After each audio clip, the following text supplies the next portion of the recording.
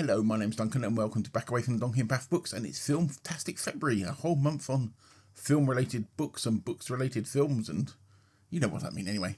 And this is a fun reading event, and it was started by Annie at ObscureBookAdventures, and it's co-hosted by myself and Roy from Roy Reads Anything.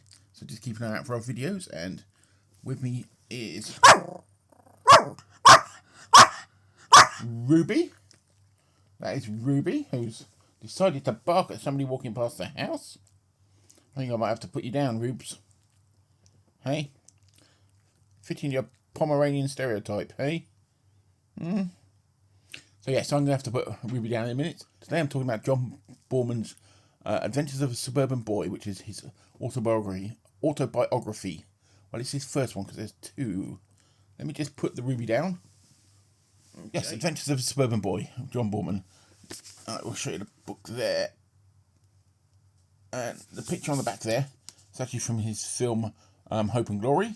And this was published in 2003. So it would have been written round about when he was 70 years old.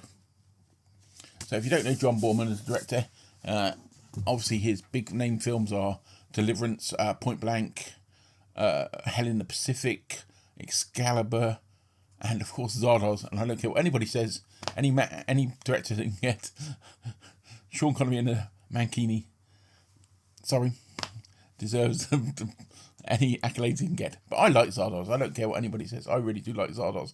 And actually reading this book, you hear the background of why he wanted to make Zardoz, which is all quite interesting. So anyway, let's get on to me just sort of generally talking about their autobiography. So yes, John Boorman, born in 1933, he would have been 7 at the outbreak of war, and we have, at the beginning of this book, he talks about his early childhood, but he also talks about his father. His father was, he joined the army for the outbreak of the Great War, World War I, in 1914. He was 17 years old, and weirdly, unlike most of his friends who he signed up with, he ended up in India, whereas they ended up in France. And unlucky the people who ended up in France, not many of them came back. But yeah, he ended up in India and eventually ended up as a captain in charge of a bunch of Gurkhas. And apparently the only action he saw was against some Turks, which didn't exactly turn out how he expected it to. In a story he never tired of telling, young George, who lived to see a man walking on the moon, rode into battle against the Turks with a drawn sword on an Arab mare. It was a suicide mission, a charge against a Turkish military position. They found the Turks had withdrawn, the Gurkhas' reputation preceded them, and that was as close to action as he ever got. That's actually quite interesting because it sort of explains his father's actions later on in his life, but we also have this back thing of his mother who actually technically loved another man, and you get all these incarnations, but what is really interesting about his childhood is you can see how it relates to film, his later films and some of his choices then, and he manages to do that himself in writing a book. In some ways this book surprised me, just how good the writing was and the prose was, and it was really, really pleasant to read.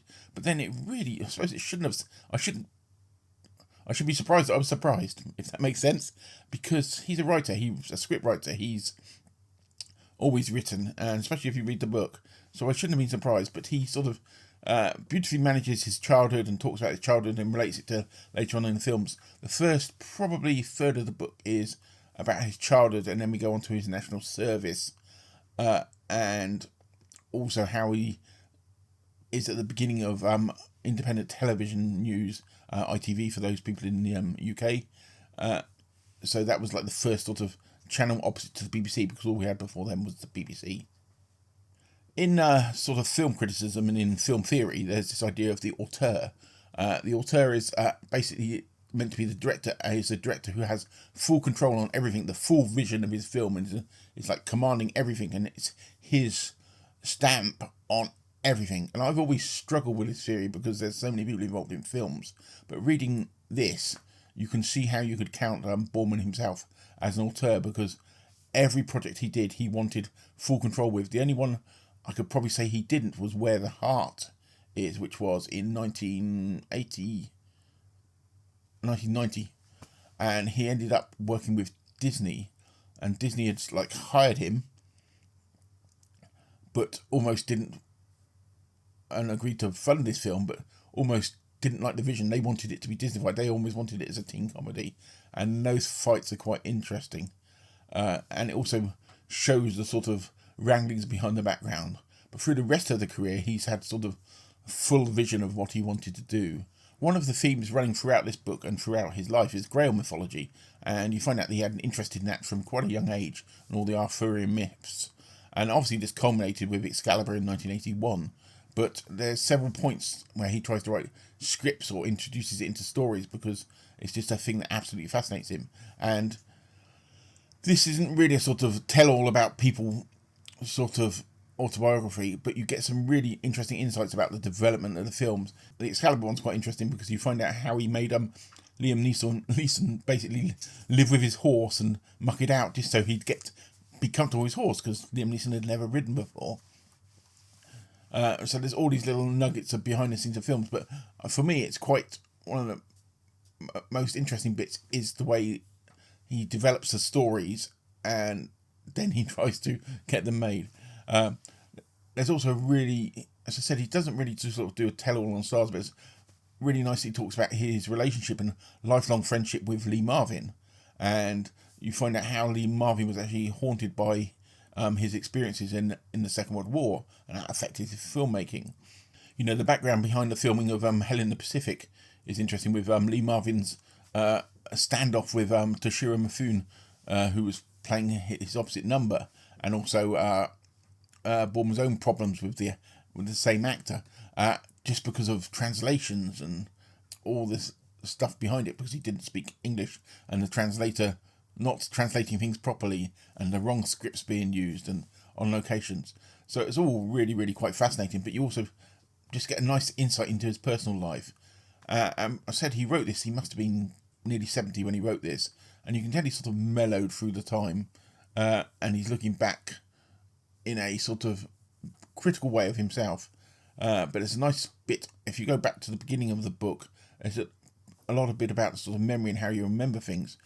When he's developing the film Hope and Glory, which I think was 1987, which is about his childhood in the Second World War, when he wrote the script, he showed his script to his mother and his sister, and he developed some scenes, one about his sister and an affair with a Canadian soldier, and his mother's relationship with his father's best friend, who she so-called was in love with most of life. And he said he made these scenes up because he couldn't really remember them. And he gave the script to his mother and his sister, and his mother and sister was basically like, that's what happened. So it's like a memory and reality and how your mind bends stuff almost. But yeah, it is a really, really interesting autobiography, and I really, really enjoyed it. And also it makes me think that you're never going to get another sort of league of directors around this period of time again. You've got to think he was, when he started making films, there was people like D.W. Griffith and all these, Charlie Chaplin, and all these originators, all these people who started off in film when film first started, because film's only 100 or 120, 130 years old now, and you're not going to get that bunch of people who are like the second wave of the directors. And also I think it's very unlikely we're going to get a bunch of directors with this much total control over the product, being able to do what they want.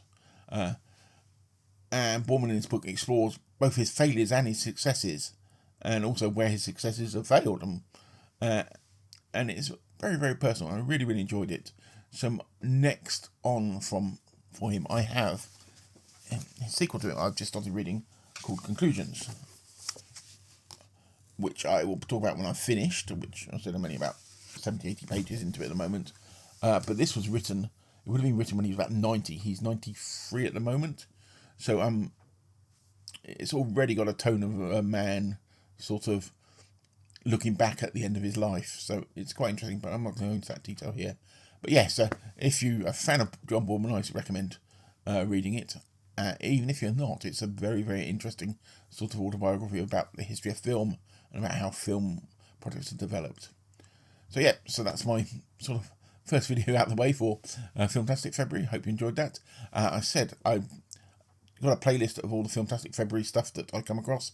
I'll just chuck it all on the same playlist, my my Filmtastic stuff and anybody else's that I come across. So if you tag me in stuff, if you're doing a Filmtastic video, I'll make sure it all goes on that playlist, and I'd love to share your stuff. So I hope you join us. And I said I will have another video later on in the week on a specific thing, and also there's a Filmtastic tag coming up, or it may have already come up. It depends whether this video goes out before or after the tag, because I have not decided yet.